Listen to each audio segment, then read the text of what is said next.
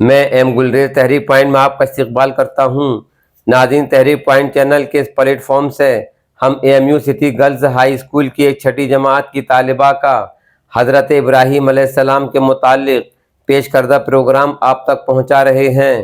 ہم اپنے ناظرین کی ذات سے پر امید ہیں کہ وہ اس عید قرباں کے سنہری موقع پر اس پروگرام کو حضور قلب سے توجہ فرمائیں گے۔ تو آئیے سبق آموز پروگرام پر ایک نظر ڈالتے ہیں۔ السلام علیکم بچوں، میں لبیبہ گلریز عید الاضحیٰ کے موقع پر حضرت ابراہیم علیہ السلام اور ان کے لخت جگر اسماعیل علیہ السلام کی زندگی کے چند نمایاں واقعات بیان کرنا چاہتی ہوں۔ حضرت ابراہیم علیہ السلام۔ بچوں، ابراہیم علیہ السلام کا ذکر قرآن شریف میں 68 جگہ آیا ہے۔ حضرت ابراہیم علیہ السلام بہت ہی بڑے نبی گزرے ہیں۔ دنیا میں جب بت پرستی کا زور ہو گیا، لوگ بتوں کو بناتے اور خود ان کی پوجا کرتے۔ حضرت ابراہیم علیہ السلام کے والد بھی بت بناتے تھے اور بتوں کو خدا سمجھتے تھے۔ حضرت ابراہیم علیہ السلام ابھی بچے ہی تھے۔ وہ دیکھتے کہ میرے والد اور دوسرے لوگ خود ہی مٹی اور لکڑی سے بتوں کو بناتے ہیں اور پھر ان کو خدا سمجھنے لگتے ہیں۔ وہ حیران ہوئے کہ کس قدر بے وقوف ہیں یہ سب لوگ کہ ان بے جان مورتیوں کو خدا سمجھ رہے ہیں۔ بچوں، ایک روز ان لوگوں کا شہر سے باہر کوئی بڑا میلہ ہوا۔ یہ سب لوگ اس میلے میں شریک ہونے شہر سے چلے گئے۔ حضرت ابراہیم علیہ السلام اس میلے میں نہ گئے۔ ان کے پیچھے حضرت ابراہیم علیہ السلام ملک کے بڑے بت خانے میں گئے اور وہاں کے سب بتوں کو توڑ ڈالا سوائے ایک سب سے بڑے بت کے، اور کلہاڑی جس سے سب بتوں کا توڑا تھا اس بڑے بت کے کاندھے پر رکھ دی، جس سے یہ معلوم ہوتا تھا کہ یہ سب اسی نے توڑے ہیں۔ لوگ جب واپس آئے اور انہوں نے بتوں کی یہ درگت دیکھی کہ کسی کا سر نہیں ہے تو کسی کا پیر نہیں، تو بہت غصہ ہوئے کہ یہ حرکت کس نے کی ہے۔ سب نے شبہ حضرت ابراہیم علیہ السلام پر کیا کہ وہی بتوں کو برا کہتے تھے اور میلے میں بھی نہیں گئے تھے۔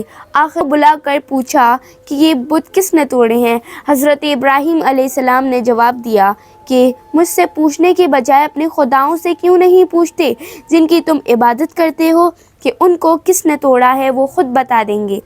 ان لوگوں نے جواب دیا کہ آپ کو معلوم ہے کہ یہ بول نہیں سکتے۔ حضرت ابراہیم علیہ السلام نے کہا، پھر تم ایسے بیکار خداؤں کی پوجا کرتے ہو؟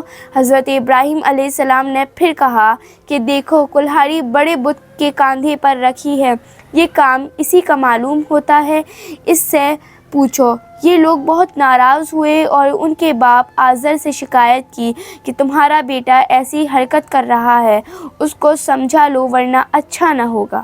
حضرت ابراہیم علیہ السلام نے اپنے باپ کو بھی سمجھایا اور بت پرستی سے منع کیا اور عرض کیا کہ اے باپ، میں ڈرتا ہوں کہ تم پر خدا کا کوئی عذاب نازل نہ ہو۔ اس پر ان کے باپ بہت سخت ناراض ہوئے اور کہا کہ آئندہ تو نے مجھ سے کوئی ایسی بات کہی تو میں تجھے سنگسار کر دوں گا، اور کہا کہ تو میرے پاس سے ہمیشہ کے لیے چلا جا۔ آپ نے باپ کو سلام کیا اور کہا، میں چلا جاتا ہوں لیکن تمہارے لیے مغفرت کی دعا کرتا رہوں گا۔ حضرت ابراہیم علیہ السلام اور آگ۔ بچوں، پھر کیا ہوا؟ وہاں کے بادشاہ نمرود کو، جو بہت ظالم اور بت پرست تھا، ان سب باتوں کا پتہ چلا کہ آزر کا بیٹا ابراہیم لوگوں کو بتوں کی پوجا سے منع کرتا ہے اور ایک خدا کی دعوت دیتا ہے، تو اس نے ان کو اپنے دربار میں بلایا اور آپ سے جھگڑنے لگا۔ حضرت ابراہیم علیہ السلام نے فرمایا کہ میرا خدا تو وہی ہے جو مارتا بھی ہے اور جلاتا بھی ہے۔ نمرود نے کہا، میں بھی مار سکتا ہوں اور جلا سکتا ہوں۔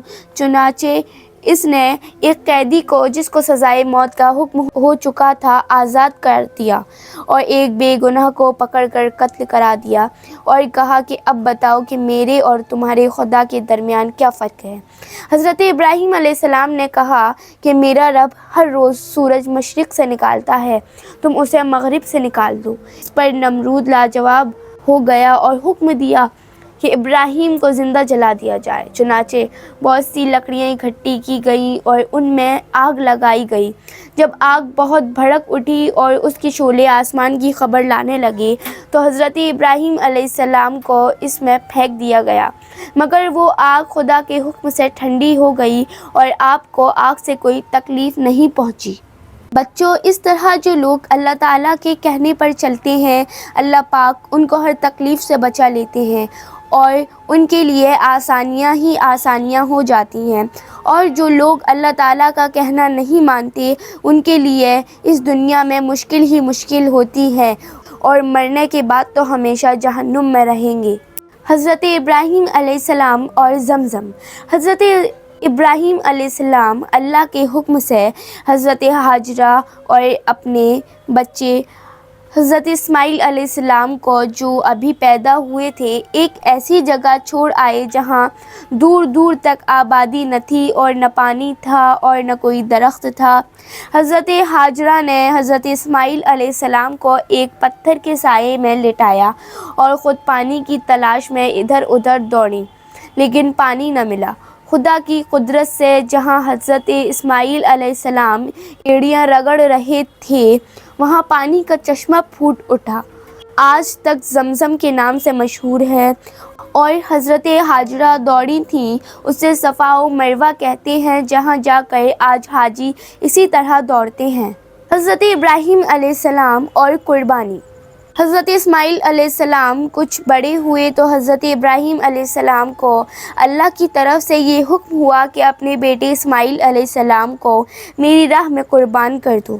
چنانچہ آپ نے حضرت اسماعیل علیہ السلام کو یہ بات بتائی۔ حضرت اسماعیل علیہ السلام نے کہا کہ ابا جان، اللہ تعالیٰ آپ کو جو حکم دے رہا ہے اس کو ضرور پورا کیجیے، آپ انشاءاللہ مجھے ثابت قدم پائیں گے۔ چنانچہ حضرت ابراہیم علیہ السلام اپنے بیٹے اسماعیل کو ذبح کرنے کے لیے لے کر چلے اور جنگل میں لے جا کر ان کو الٹا لٹایا اور اپنی آنکھوں پر پٹی باندھ لی کہ کہیں بیٹے کی محبت اللہ کے حکم کو پورا کرنے سے نہ روکے، اور گلے پر چھری چلا دی۔ اسی وقت آواز آئی کہ اے ابراہیم، تو نے ہمارے حکم کو سچا کر دکھایا، اور جب حضرت ابراہیم علیہ السلام نے آنکھوں سے پٹی کھولی تو حضرت اسماعیل کی بجائے ایک دمبا ذبح کیا ہوا پڑا تھا۔ اسی واقعے کی یاد میں مسلمان ہر سال قربانیاں کرتے ہیں۔ بچوں، حضرت ابراہیم علیہ السلام اور حضرت اسماعیل علیہ السلام کی زندگی سے ہم کو بہت سبق ملتے ہیں۔ حضرت ابراہیم علیہ السلام نے ہم کو سکھایا کہ اللہ کی رضا کے لیے ماں باپ کو چھوڑا جا سکتا ہے، اپنے ملک اور برادری کو خیر باد کہا جا سکتا ہے، اپنے بچے اور بیوی کو جنگل میں بے سر و سامان چھوڑ کر ان سے بھی پیٹ پھیری جا سکتی ہے۔ بچوں، اللہ تعالیٰ اگر کسی مسلمان کا امتحان لیتے ہیں اور اس میں وہ کامیاب ہو جاتا ہے تو اللہ تعالیٰ اس کو پھر اور زیادہ نعمتیں دیتے ہیں۔ خانہ کعبہ۔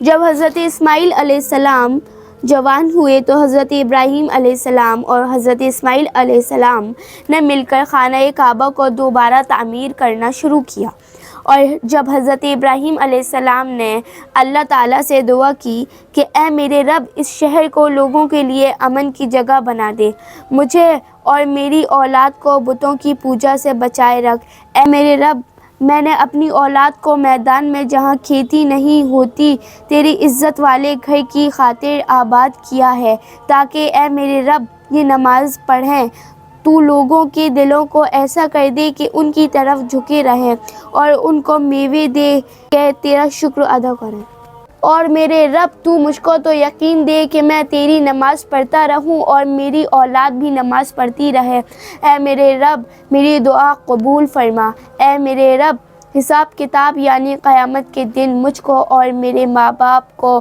اور مومنوں کو بخش دے۔ یہ وہی خانہ کعبہ ہے جہاں ساری دنیا سے لاکھوں مسلمان ہر سال حج کرنے آتے ہیں اور جس کی طرف منہ کر کے ہم سب مسلمان پانچوں وقت کی نمازیں ادا کرتے ہیں۔ شکریہ۔ ناظرین، اگر آپ ہمارے تحریک پوائنٹ چینل پر نئے ہیں تو اسے سبسکرائب کریں، شیئر کریں اور ساتھ ہی اپنی قیمتی مشوروں سے ہمیں نوازیں، اور اس کے علاوہ اگر آپ کو ہماری یہ ملی کوششیں پسند آتی ہیں تو آپ حسب توفیق ہمیں سپورٹ بھی کر سکتے ہیں۔